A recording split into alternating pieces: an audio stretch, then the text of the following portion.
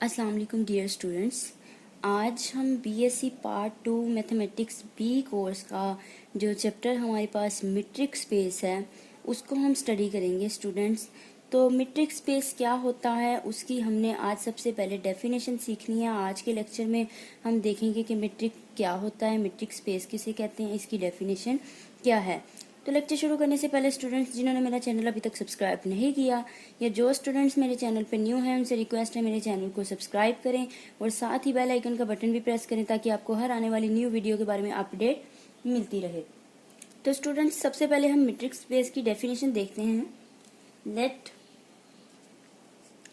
X be a non empty set, x be a non empty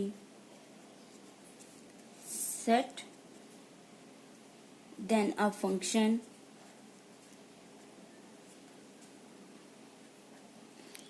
हम कह देते हैं d such that x cross x to r, ठीक है। Then a function क्या लें, देन अ मैपिंग क्या लें, ठीक है, फंक्शन ही होगा ना ये। r is said to be metric on x if for all x, y, z belongs to x, it satisfies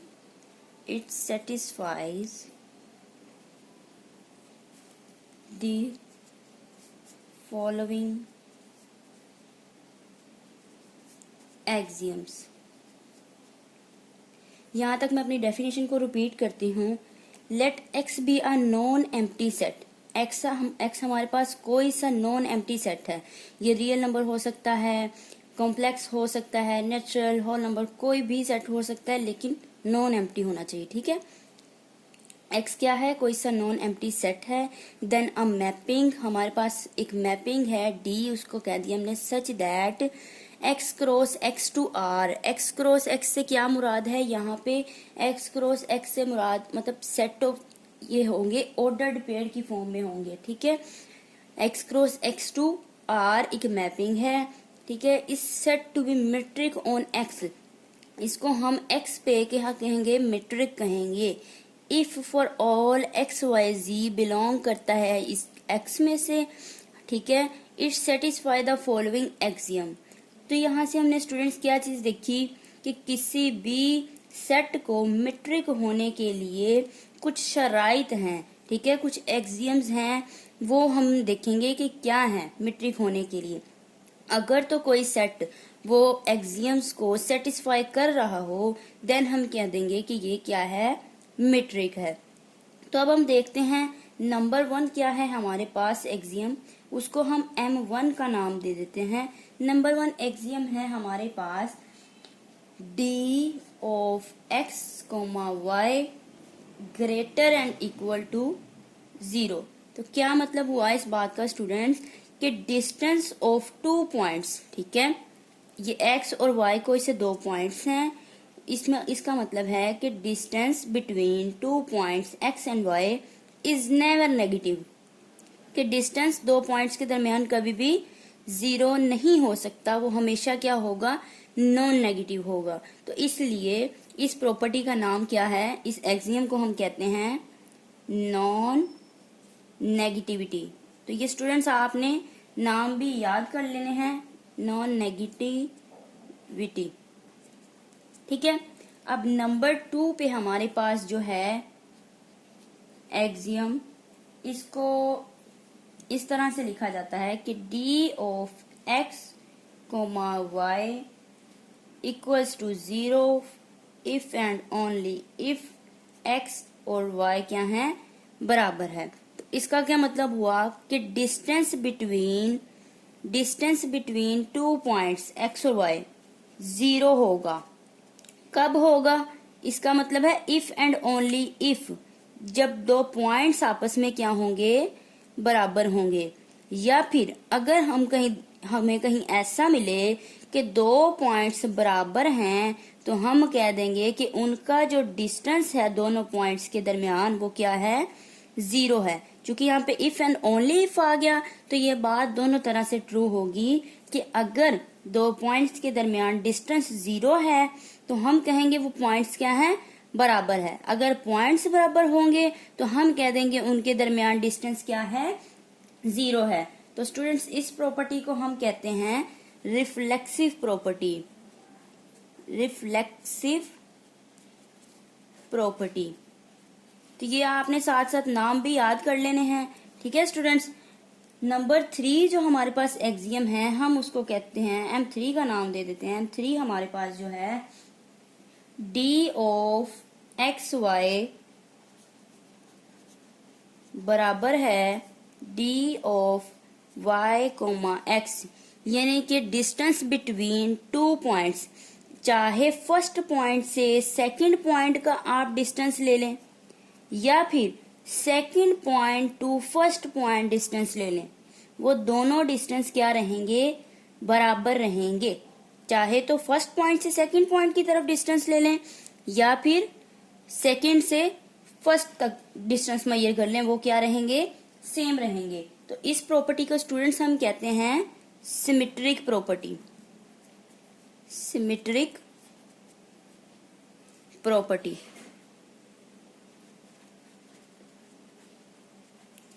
number 4 जो हमारे पास है नंबर 4 है D ऑफ XZ।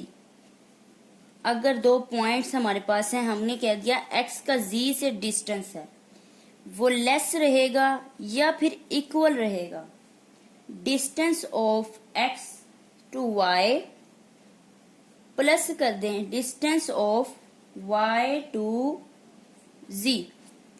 ठीक है स्टूडेंट्स, इसका क्या मतलब हुआ।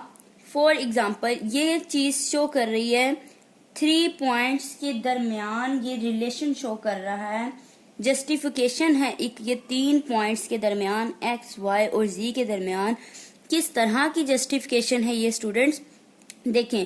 अगर कोई से दो पॉइंट्स हमारे पास कोलिनियर हैं, मैं यहाँ पे डायाग्राम बनाती हूँ, मैं कह देती हूँ ये पॉइंट हमारे पास ये x है और ये पॉइंट हमारे पास क्या है, z है, और ये दो पॉइंट्स क्या हैं, आपस में कोलिनियर हैं। तो ये जो चीज मैंने लिखी है, सबसे पहले हम इक्वालिटी की बात अगर करें, दो पॉइंट्स कोलिनियर हैं, तो मैं अगर डिस्टेंस लूं x का, डायरेक्ट डिस्टेंस लूं z के साथ, तो वो क्या कहलाएगा, d of xz। d of xz रहेगा। तो चाहे मैं डायरेक्ट डिस्टेंस ले लूं, मेरी मर्जी, या फिर अगर इन पॉइंट्स को मैं ब्रेक कर दूं, सेंटर में एक और पॉइंट हम लिख लेते हैं, उसको हम कह देते हैं हमारे पास ये पॉइंट है y। ठीक है, तो अब चाहे मैं x से y डिस्टेंस लूं, d ऑफ x, y, या फिर उसके बाद प्लस कर दूं d ऑफ y, z, यानी कि y का z के साथ डिस्टेंस। मैंने क्या किया, सिंपली कि एक पॉइंट ले लिया इन दो पॉइंट्स के दरमियान, उसको मैंने कह दिया y है। तो मुझे डिस्टेंस चाहिए x टू y। ठीक है, अब मैं x to y direct distance भी ले सकती हूँ, ठीक है, जैसा कि मैंने यहाँ पे लिया। अब मैं चाहूँ तो इस पॉइंट को ब्रेक करके भी ले सकती हूँ, d ऑफ, यानी कि distance of x, y, x और y का, फिर उसमें डिस्टेंस में ऐड कर दूं y और z का। तो इसका क्या मतलब हुआ, अगर दो पॉइंट्स कोलिनियर हैं तो ये d ऑफ xz बराबर है, किसके बराबर है, इस पूरे के बराबर है।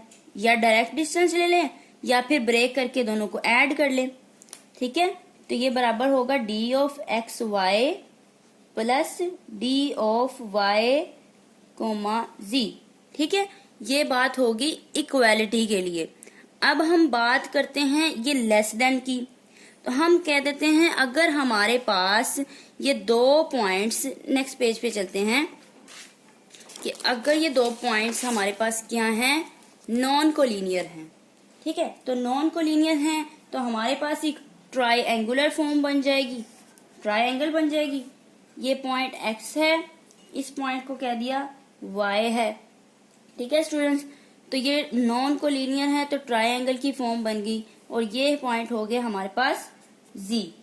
ठीक है स्टूडेंट्स, तो अगर यहां से यहां तक का डिस्टेंस मेजर किया जाए तो ये डिस्टेंस हमारे पास क्या है, d of x, y, distance between x and y है। ठीक है, अगर फर्स्ट x का z से डिस्टेंस लिया जाए तो ये आ जाएगा d of distance of x to z। ठीक है, और अगर इन पॉइंट्स का डिस्टेंस लिया जाए तो d ऑफ क्या होगा हमारे पास, इधर से इस तरह y टू z आ जाएगा। तो स्टूडेंट्स हमने जो लास्ट ट्राइएंगल प्रॉपर्टी लिखी, हमने क्या लिखा था, d of x z less और इक्वल रहेगा d of distance of x to y plus distance of y to z। तो देखिए स्टूडेंट्स, ये ट्राइएंगुलर प्रॉपर्टी यानी कि नॉन कोलिनियर के लिए, इक्वालिटी के लिए हमने देख लिया जब पॉइंट्स कोलिनियर थे, अब पॉइंट्स हमारे पास नॉन कोलिनियर हैं। ठीक है स्टूडेंट, तो ये चीज शो कर रही है कि किसी भी एक साइड का अगर आप डिस्टेंस लेते हैं, कोई भी एक साइड ले लें, ठीक है, हमने यहाँ पे लिया distance between x to y, कोई भी एक साइड का जो डिस्टेंस है वो हमेशा लेस रहता है। ठीक है, सिर्फ लेस की बात हो रही है, इक्वल की हम कर चुके हैं। किसी भी एक साइड का जब आप डिस्टेंस लेते हैं वो हमेशा लेस रहेगा अदर टू साइड्स के सम के। ठीक है, अदर टू साइड्स, ठीक है, उनके सम से क्या रहेगा, वो डिस्टेंस लेस रहेगा।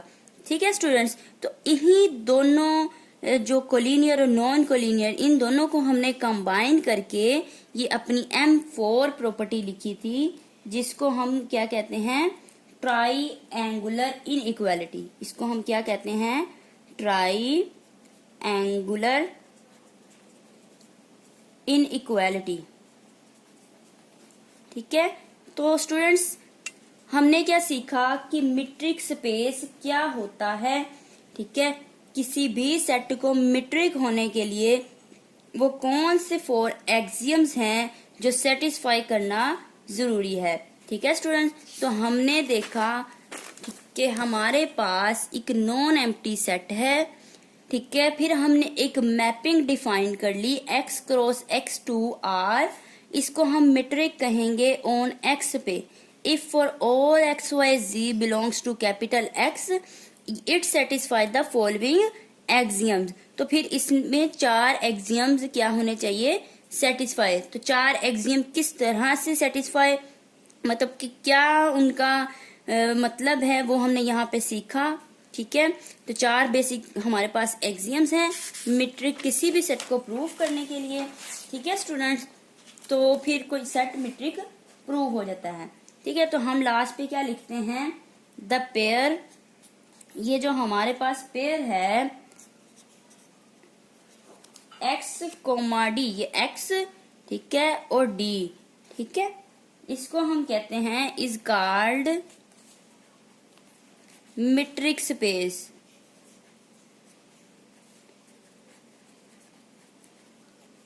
ठीक है, तो ये इसमें से जो ये जो x है स्टूडेंट्स, इसको हम ग्राउंड सेट भी बोलते हैं। ठीक है, the set x, this set x क्या कहलाता है, इज कॉल्ड ग्राउंड सेट। तो स्टूडेंट्स ये था आज का हमारा लेक्चर, हमने मीट्रिक स्पेस की डेफिनेशन सीखी है। होप सो आप लोगों को समझ आ गई होगी, और जिन स्टूडेंट्स को नहीं समझ आई, कुछ मजीद पूछना चाहते हैं तो कमेंट सेक्शन में कमेंट करके पूछ सकते हैं। और जिनको मेरी वीडियोस पसंद आए वो मेरी वीडियोस को लाइक शेयर ज़रूर कीजिए और अपने दोस्तों के साथ ज़्यादा से ज़्यादा शेयर करें, और मेरे चैनल को सब्सक्राइब करना ना भूलिएगा। तो इंशाल्लाह अपनी नेक्स्ट वीडियो के साथ मिलते हैं, उसमें हम सीखेंगे कि मीट्रिक किस तरह किसी सेट को प्रूव किया जाए, 4 एक्सियम किस तरह से अप्लाई करें, और देखें कि ये सेट हमारा क्या है, मीट्रिक है। तो इंशाल्लाह अपनी नेक्स्ट वीडियो के साथ मिलते हैं, उसमें हम एग्जाम्पल सीखेंगे। ठीक है, तो नेक्स्ट वीडियो के साथ मिलते हैं। अल्लाह हाफिज़।